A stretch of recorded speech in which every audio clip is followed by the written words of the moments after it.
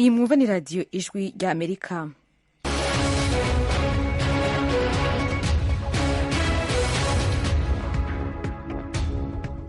radiyo ijwi rya Amerika isamiranira i Washington DC mu Kirundi no mu Kinyarwanda. Mwiriwe neza inshuti mwese duteramanye, muri kumwe na Oriane Itangishaka.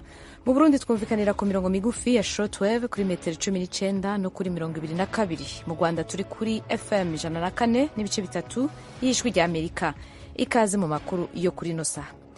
Muri Republika ya Demokarasi ya Kongo, umugwi wa M23 uvuga ko witeguriye guhangana n'ingabo za leta ziramutse zitewe ngo zitsimburwe mu gisagara ca Bunagana. Tubahaye ikaze, bambwire rwose ngo n'ikaze niba bashaka kuza. Ariko nandi nkundosheho gatoya ubabwire utirira General Makenga yiteguye kubakira. Ni Munyarugero Karemera Canisius wungurije umuvugizi wa M23.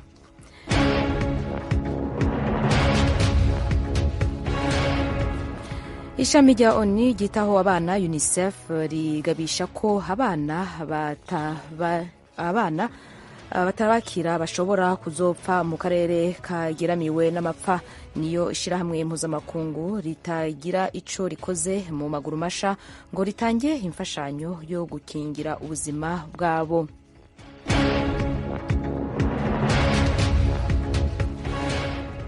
Sosiyete mu Bufaransa ikora isima yitwa Lafarge yemereye sentare yo muri Leta Zunze Ubumwe za Amerika ibyaha byatanzwe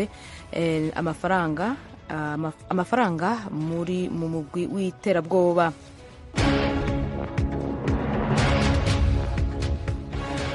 Leta ya Ethiopia uyu musi wa kabiri yavuze ko ingabo z'igihugu zafashe ibisagara bitatu mu ntara ya Tigray mu buraruko bw'igihugu.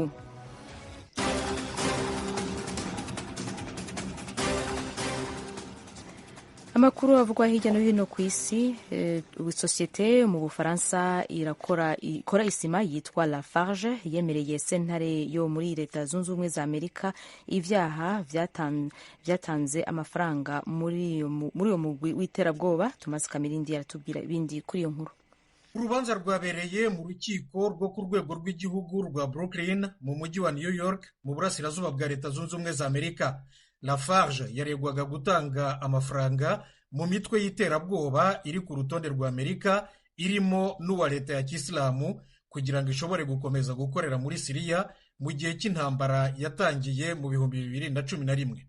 N'ubwa mbere isosiyete yemereye mu bucamanza bwa Amerika ibyaha byo gutera inkunga imitwe y'iterabwoba.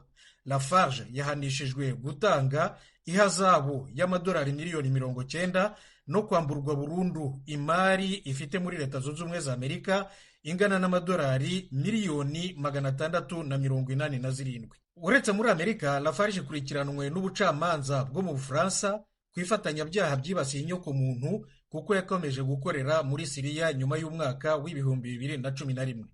Imiryango itandukanye itabogamiye kuri leta yo mu Bufaransa yemeza ko Lafarge yatanze mu mitwe y'iterabwoba irimo n'uwa leta ya Kisilamu akayabo k'amayero miliyoni 13, ni ukuvuga amadolari nayo hafi miliyoni 13 yatanze hagati y'2011 n'2015 kugira ngo ikomeze gukorera rero muri Siriya. Ibyo byari mu rwego rw'uko iyo mitwe irinda abakozi n'umutungo wose wa Lafarge muri Siriya. Urakoze Thomas Kamirindi. Ahandi naho ishami rya ONU ryitaho abana UNICEF rigabisha ko abana badaharugwa bashobora kuzofa mu karere kageramiwe n'amapfa niyo ishirahamwe mpuzamakungu ritagira ico rikoze mu maguru masha ngo ritange imfashanyo yo gukingira ubuzima bwabo.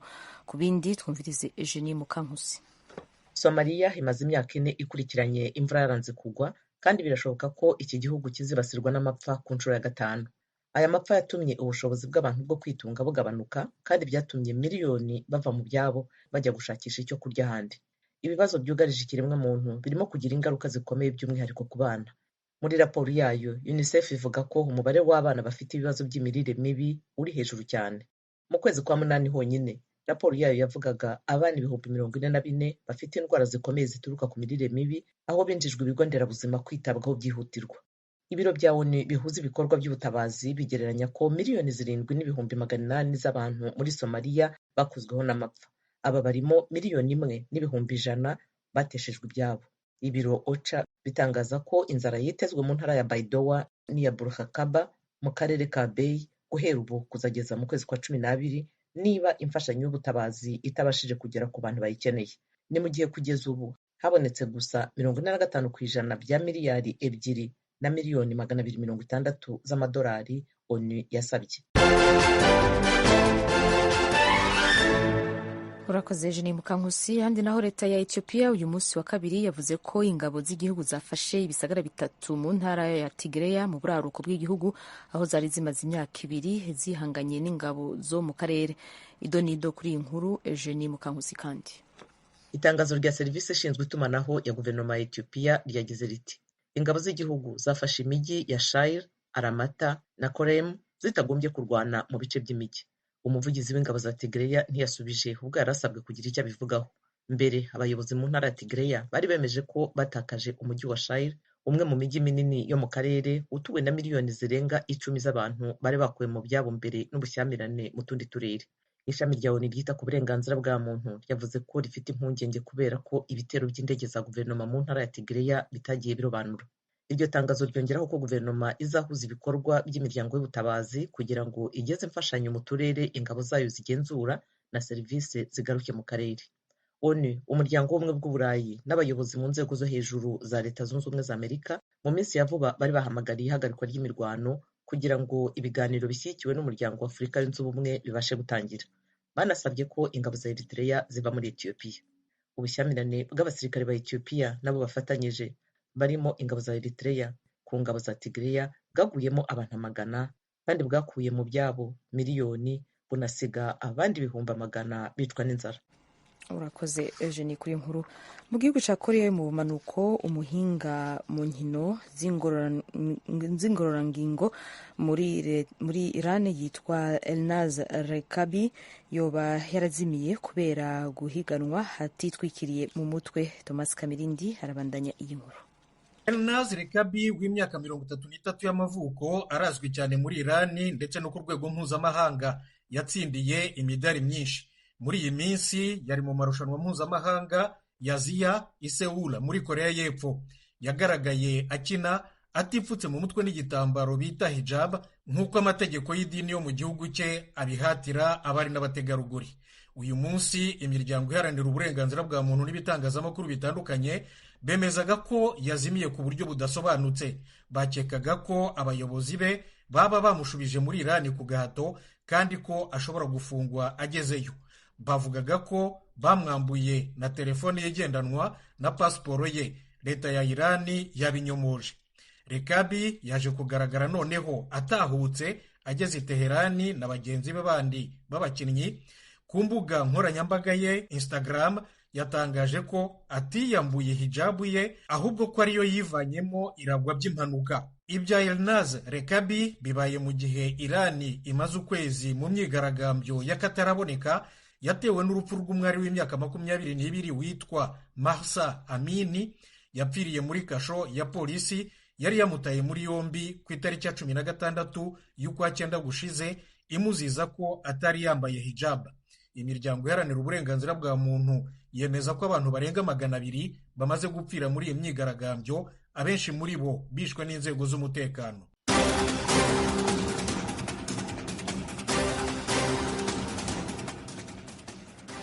Rakoze bagenzi bacu Eugenie Mukankusi na Thomas Kamirindi badushikirije amwe mu makuru avugwa hirya no hino ku isi. Radio Ijwi ry'Amerika ibandanya kuvugira i Washington DC mu Kirundi no mu Kinyarwanda. Mudusange no kuri internet ni wezi3 akaburungu radio yacu VOA akaburungu.com no kuri YouTube na Facebook ni VOA radio yacu. Ubu naho na mwanya w'amakuru yo mu karere k'ibiyaga binini.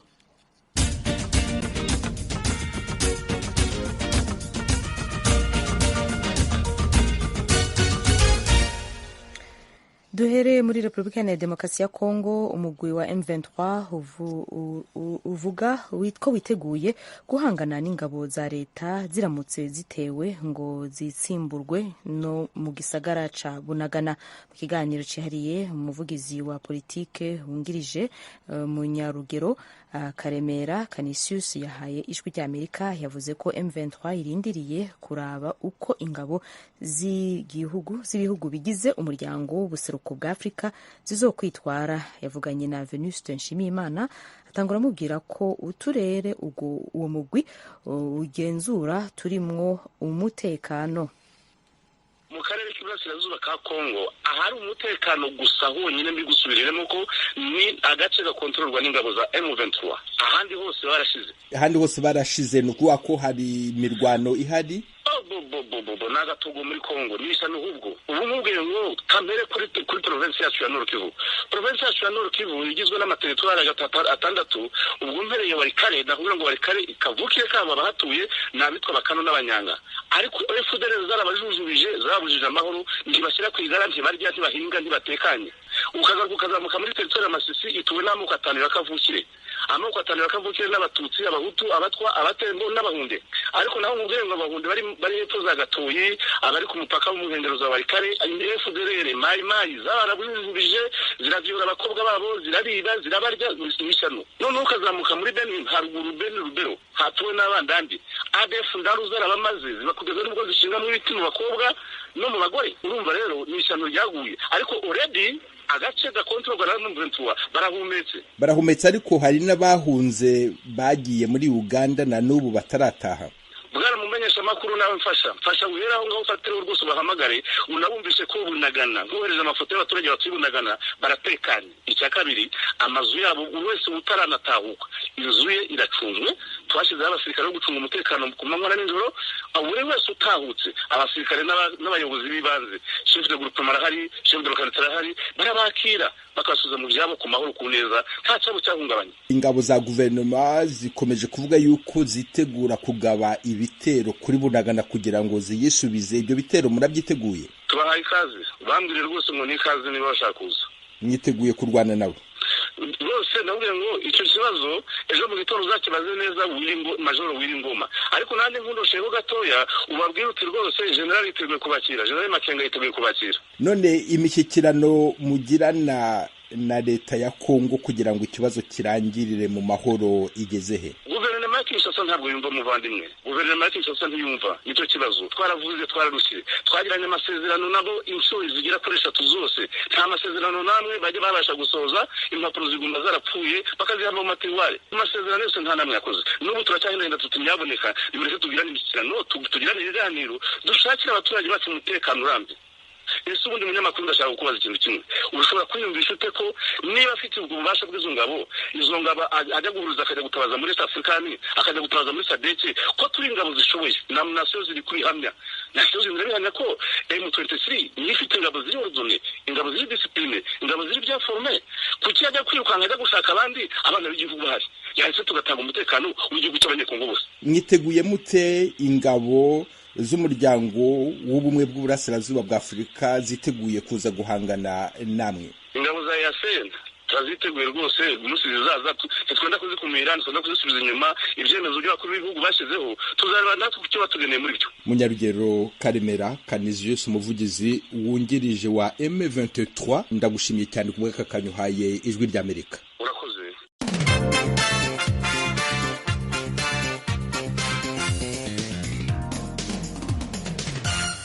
Arakoze Venuste Nshimiyimana kuri icyo kiganiro. Madame Beatrice Munyenyezi yamirije inteko yose y'abacamanza bamuburanishije muri sentare nkuru ya Huye abagiriza guhengamira ku ruhande rw'abashikiriza amanza. Mugenzi wacu Eric Bagirubusa aratubwira ibindi kuri iyi nkuru. Iyi nteko y'abacamanza Madamu Beatrice Munyenyezi yihanye mu rubanza rwe igizwe na Madamu Patrice Mukayiza ari nawe ukuriye inteko iburanisha icyarimwe na perezida w'urukiko rwisumbuye yaburaniramo. Akikijwe n'abandi bacamanza babiri Bwana Innocent Musabwa na Madamu Jose Mukaneza. mu kwihana aba bacamanza bo mu rukiko rwisumbuye rwa Huye, madamu Munyenyezi arabashinja kubogamira ku ruhande rw'ubushinjacyaha mu rubanza rwe. Yabihanye nyuma y'icyemezo bafashe cyo kongera gusubiza urubanza rwe mu muhezo. Ni ku mutangabuhamya wa gatandatu ku ruhande rw'ubushinjacyaha bagombaga gukomeza gushinja Munyenyezi ibyaha bya jenoside aburana n'ubushinjacyaha. Uyu mutangabuhamya wakuruye impaka ndende ari muri batanu bari basigaye ku ruhande rw'ubushinjacyaha bagombaga gutangira ubuhamya bwabo mu ruhame. Umutangabuhamya Ndagije Musoni Calixte wagaragaye mu rukiko bakanavuga imyirondoro ye ku munota wa nyuma, yasabye urukiko ko yatangira ubuhamya bwe mu muhezo bushinja Munyenyezi. Yabwiye umucamanza ko bishoboka ko mu cyumba cy'urukiko haba harimo abavandimwe buregwa kandi ko bimuteye impungenge. Arakeka ko ubuhamya bwe bwazamugiraho ingaruka. Ubushinjacyaha bukavuga ko ari uburenganzira ubutangabuhamya wabwo yemererwa n'amategeko bwo kuba yasaba gutangira ubuhamya bwe mu muhezo. Kuri Munyenyezi akomeza kwibaza impamvu aba batangabuhamya basaba gutangira ubuhamya bwabo mu muhezo kandi muri Leta Zunze Ubumwe za Amerika baramushinjirije mu ruhame. Abanyamategeko bamwunganira mu rubanza Brice Bikotwa na mugenzi we Felicien Gashema bavuga ko umuhezo atari ngombwa. Bariko mu bushinjacyaha gukomeza kwica amategeko nkana. Baravuga ko byonyine umutangabuhamya bwarangije kugeza mu rukiko bukanagaragaza imyirondoro ye bwarangiza bugashyigikira umuhezo ubwabyo bihabanye n'ibyo amategeko ateganya. Nyuma yo kumva impaka ndende urukiko rwagiye kwiherera rugaruka rwemeza ko Ndagije Musoni Calixte atangira ubuhamya bwe mu muhezo. Rwavuze ko ubusabe bwe bufite ishingiro kandi amategeko atabumubuza. Ni icyemezo kitaryoshye mu matwi y'uruhande rw'uregwa. Madamu Munyenyezi yahise atangaza ko yihannye inteko y'abacamanza bamuburanisha. Aravuga ko ibyemezo bamufatira bigamije gukora icyo yise kumukinisha aho kumuha ubutabera. Arabashinja kubogamira ku ruhande rw'ubushinjacyaha, akavuga ko nta butabera buboneye bazamuha. Umuhango nk'uyu w'ubwihane haba ku mucamanza umwe mu bagize inteko cyangwa inteko yose iburanisha iyo ubayeho, amategeko ateganya ko urubanza ruba ruhagaze. Nyuma perezida w'urukiko asuzuma ubwo bwihane yasanga bufite ishingiro, umucamanza bihanye agahinduka. Yari inteko yose bihanye nayo irahinduka. Iyo ubwo bwihane budafite ishingiro, inteko ikomeza urubanza uko bisanzwe. Ku bireba urubanza rwa Munyenyezi bisobanuye ko ubwihane bwe buzasuzumwa n'urukiko rukuru urugereko rwa Nyanza, kuko inteko yihanye iyobowe na perezida w'urukiko rwisumbuye rwa Huye. Bivuze kandi ko igihe cyose ubwihane butarasuzumwa ngo bufatweho icyemezo, inteko bihanye nayo nta cyemezo ibishobora gufata ku rubanza. Nyamara iyi nteko bihanye yahise itangaza indi tariki urubanza ruzasubukurirwaho. Nyuma y'ubu bwihane uruhande rw'uregwa rufite umunsi umwe gusa wo gutegura imyanzuro ibumbatiye isobanura mpamvu y'ubwihane bwarwo rukayishyikiriza urukiko rwisumbuyeho. Umutangabuhamya wabaye intandaro y'ubu bwihane yaragiye kwiyongera ku bandi batangabuhamya batatu nabo basabye gutangira ubuhamya bwabo mu muhezo. Kugeza ubu haburaga abatangabuhamya batanu ku ruhande rw'abamushinja ibyaha bya jenoside bakabona kumva abatangabuhamya bashinjura. Bagira ijwi ry'Amerika i Butare mu majyepfo y'u Rwanda.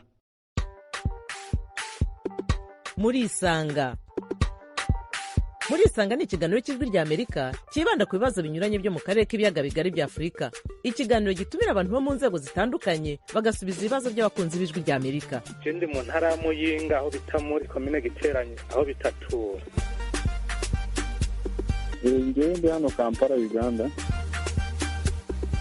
Gende mu gisagara cya Bujumbura. Ni ikiganiro kimara isaha kuva saa 10 kugera saa 11 buri munsi kuva kuwa mbere kugera ku cyumweru. Muri leta ya Colorado, Leta Zunze Ubumwe za Amerika. Mbanje kuramutsa abo batumire mwadutumiriye. Nawe turagutumiye. Kurikira ijwi ry'Amerika aho uri hose, haba kuri radio, kuri telefone no kuri mudasobwa. Nawe turagutumiye. Ntuziheze, urararitswe buri munsi saa 10.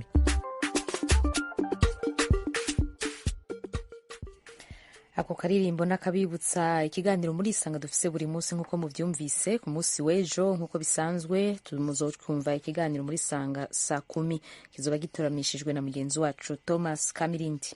Amakuru iragijwe ry'Amerika arabandanya. Mu Burundi ubuserukizi bw'ishami rya ONU rijejwe uburimyi kw'isi FAO busaba abarundi gutahura ko ihindagurika ry'ibihe mu bihugu bitandukanye ritariko risiga inyuma igihugu cabo. Ni nyuma yaho uburimyi bwo mu mihingo itandukanye abarimyi bamenyesheje ko atamwimbu biteze kubera atamvura iriko iragwa muri kino gihe. Inkuru y'iragijwe ry'Amerika yifashijemwo n'abakunzi bayo mu Burundi mugiye kwisomerwa na Thierry Vendayishimiye ari Kigali mu Rwanda. Inyuma y'aho ikigo c'igihugu kijejwe ihindagurika ry'ibihe ijebu mu mfunyapfunyo y'igifaransa kimenyeshereje ko kuva mu ntango z'ukwezi kwa 10 abarimyi bashobora guteragira bitabiriye ako kamo ku bwinshi, ariko imvura yaciye itara. Ubu abarimyi bo mu ntara z'igihugu barimiye ku misozi batekewe n'ubwoba kubera ibyo bari barateragiye na cane cane ibigori n'ibiharage byumye. Aba ni bamwe bo mu ntara ya Gitega bayaze n'abakunzi b'ijwi ry'Amerika. Twari twamaze gutera ibigori bamwe turatera imivyuka baratera akagoti, none karumye no mu mwonga haturi kubera vyabuze imvura, nta mwimbu uriho, n'ibiti vyonyene bihagaze. Imvura itari kiragwa vyerekana yuko duteba ata mwimbu turonka, inzara ciba nyinshi mu bantu, kaca usanga n'amagara abaye make kubera inzara, mu bana bakagwara. Eka n'abarimiye mu myonga babwiye abakunzi b'ijwi ry'Amerika ko bafise ubwoba guhindagurika ry'ibihe, ko amazi yo mu nzuzi ashobora kugabanuka bikabagora kuvomera imirima. Kamwe mu turorero ni ak'abarimyi bo muri zone Kibuye ya komine Sare mu ntara ya Bujumbura barimiye mu mwonga waguya uri ku nkengera z'uruzi Ntahangwa. Basaba ubushikiranganji bujejwe uburimyi kubaronsa imoteri yobafasha gushikana amazi mu mirima n'ibindi vyankenerwa kugira ngo bavomere. Piyo Nzopfa barushe n'umwe muri abo barimyi. Ivyo twosaba cane cane twosaba ko bodufasha ingorane ikomeye kuri uyu mwonga iwacu ku kintu cyo kugira ngo tuduze amazi muci biradutwara ingufu zidasanzwe. Ikintu kijanye rero ni pompo yo tudugiza amazi hama be n'amarozo wari dushobora gukoresha mu kuvomera imirima. Ivyo vyose vyodufasha. Ikindi twasaba cari ico cyuko bodufasha ifumbire abarimyi bo mu mwonga tukayironka ku gihe, kuko tubona ariyo ntambamye dukunda kuhura ikomeye. Abarundi rero bategerezwa kuzirikana kwihindagurika ry'ibihe rivugwa mu bihugu byinshi byo ku isi ko ritariko risiga inyuma mu Burundi, nk'uko ubuserukizi bw'ishami rya ONU rijejwe uburimyi mu Burundi ribishikiriza. Ndabirorera Salvatore ajejwe gukurikirana ibidukikije n'ihindagurika ry'ibihe mu buserukizi bwa FAO mu Burundi. Mu kiganiro yahaye abakunzi b'ijwi ry'Amerika yatangaje ko hari biriko birakogwa kugira ngo abarundi bashobore guhangana n'ako kaga. Mu Burundi ihindagurika ry'ibihe nabo nyene bararizi kuko baramaze no kubona ingaruka zavyo, ahubwo ikintu babura gusa n'uburyo kugira ngo bashobore guhangana n'ingaruka mbi ziri kuri iryo hindagurika ry'ibihe. Murumva ingaruka ni nyinshi, nico gituma ubu tugiye gufashanya n'abantu bose kugira ngo duhimirize abanyagihugu abenegihugu kugira ngo dushobore guhangana n'iryo hindagurika ry'ibihe kugira ngo tubeho. Iruhande y'iyo migambi y'abahinga, umukuru w'igihugu c'u Burundi Evariste Ndayishimiye ahamagarira abarongoye amadini gutunganya ibisabisho basaba Imana imvura ngo kuko ariyo iyigaba. Iryo hindagurika ry'ibihe rivugwa kandi mu bihugu bigize umuryango wa Afrika y'ubuseruko nk'uko icegeranyo ca FAO kibivuga. Uwiserukira FAO muri uwo muryango Dr. Chimimba David Fidi atangaza ko iryo hindagurika ry'ibihe ririko rituma ubugaragwa butera bwiyongera mu bihugu vya Ethiopia, Somalia na Kenya. Ico cegeranyo c'uwahagarariye FAO mu karere ka Afrika y'ubuseruko kikavuga ko abana bagera kuri miliyoni 7 aribo baharurwa ko bagwaye ingwara ziturutse ku gufungura nabi mu kwezi kw'indwi uno mwaka muri ivyo bihugu vya Ethiopia, muri Somalia no muri Kenya. Radio Ijwi ry'Amerika samiranira i Washington DC mu Kirundi no mu Kinyarwanda.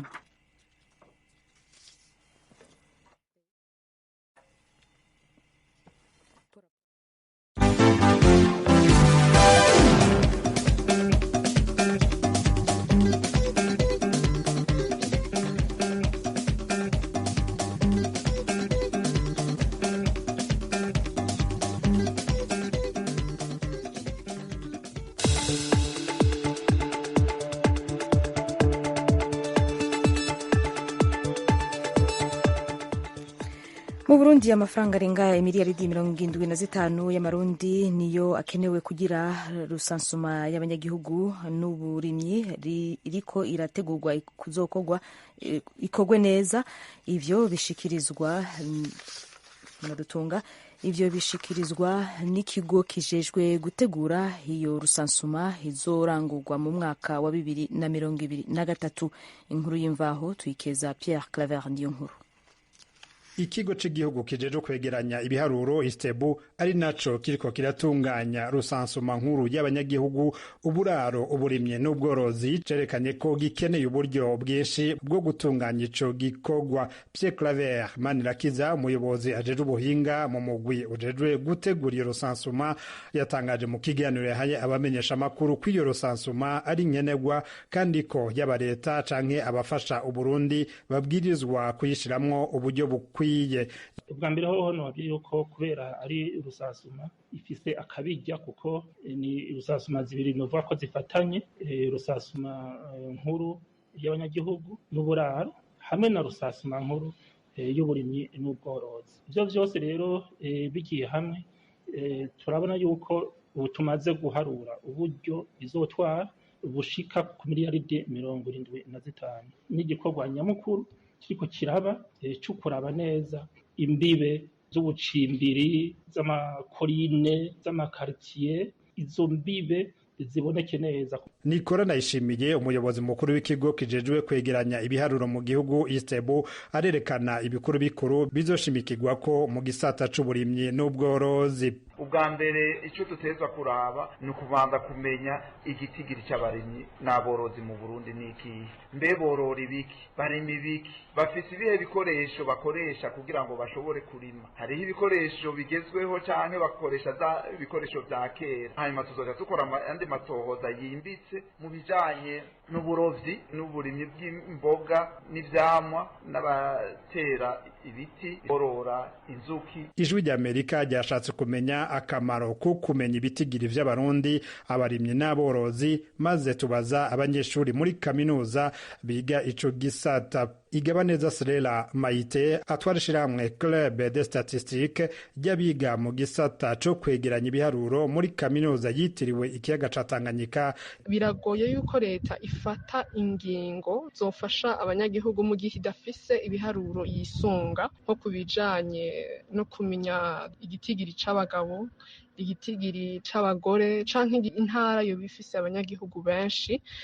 Hariho igisata c'uburezi, igihugu kizoshobora kumenya igitigiri c'abana baherereye mu mihingo itandukanye y'igihugu. Aho rero leta izoshobora ibonereho akaryo ko kongera igitigiri c'abigisha canke igitigiri c'amashure bivanye n'igwirirana ry'abo bana. Ikindi ni igisata c'amagara y'abantu, leta iraheza ikamenya igitigiri c'imiti yotuma ko mu mahanga.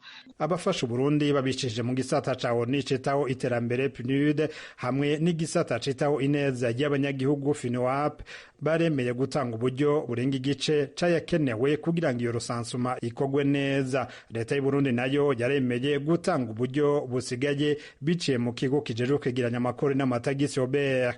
Rusansuma y'umwaka igira kane, bitekanijwe ko mu kwezi kw'indwi umwaka uza ibiharuro vya mbere bizoba bimaze kuboneka. Uburundi bwari bumaze gukora rusansuma zitatu ubwo mu mwaka w'1979 gwerekanye ko abarundi barenga gato 4,000,000. Ugwakozwe mu myaka 10 yakurikiye mu mwaka w'1990 gwerekanye nabwo ko abarundi bangana n'5,5 n'igice. Nayo iheruka yabaye mu mwaka w'2008 yavuga ko abarundi bose hamwe ari 8,000,000.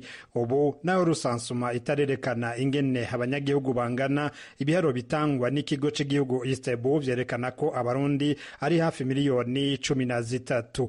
Pierre Claver Nkuru, Kigali, ku bw'Ijwi ry'Amerika.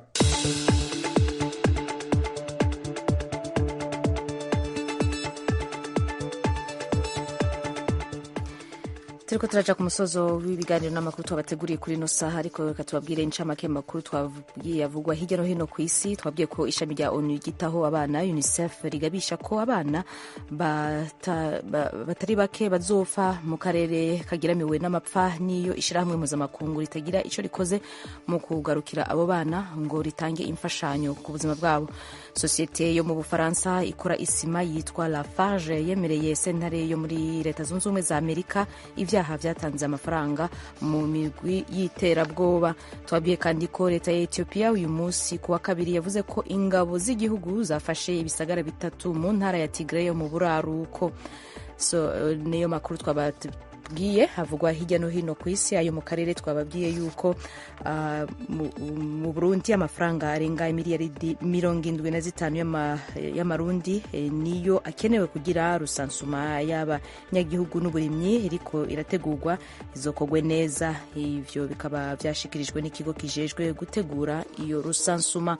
Hano naho turangirije amakuru n'ibiganiro twabateguriye kuri uno munsi. Ndashimiye Nadia Taha yadufashije mu bwinga bw'ivyuma kwegeranya amakuru. Mwari muri kumwe na Oriane Itangishaka. Ndabashimiye, ndabifuriza umunsi mwiza, mubandanye kumviriza radio Ijwi ry'Amerika.